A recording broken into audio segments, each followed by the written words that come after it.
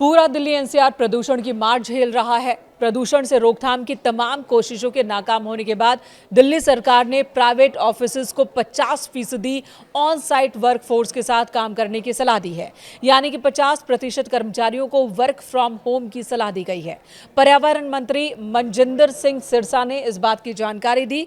उन्होंने कहा कि ग्रेप 3 के तहत ही दिल्ली सरकार प्रदूषण नियंत्रण उपायों को सक्रिय रूप से लागू कर रही है। सार्वजनिक स्वास्थ्य और वायु गुणवत्ता की रक्षा के प्रयासों को तेज किया गया है।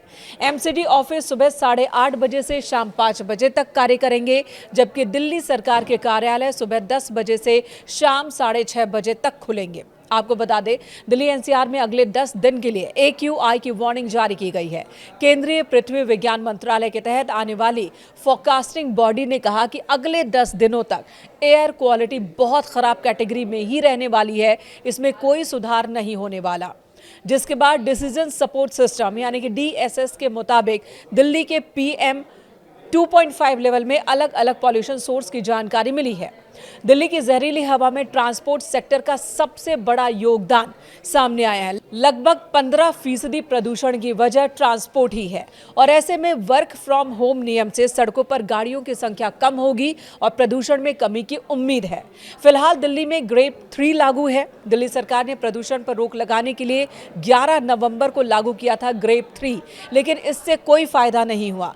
AQI स्तर में कोई सुधार देखने को नहीं मिला, जिसके बाद अलग स्टेशंस की बात करें तो AQI 400 के पार ही दर्ज किया गया है और यही वजह है कि ग्रेप 3 को और ज्यादा सख्त किया जा रहा है। फिलहाल ग्रेप 4 लागू नहीं है, लेकिन सरकार इसके नियमों को ग्रेप 3 के तहत ही लागू कर रही है और इन्हीं में से एक फैसला है दफ्तरों में लोगों की संख्या कम करना, यानी कि 50% कर्मचारियों के साथ काम करने का ये फैसला।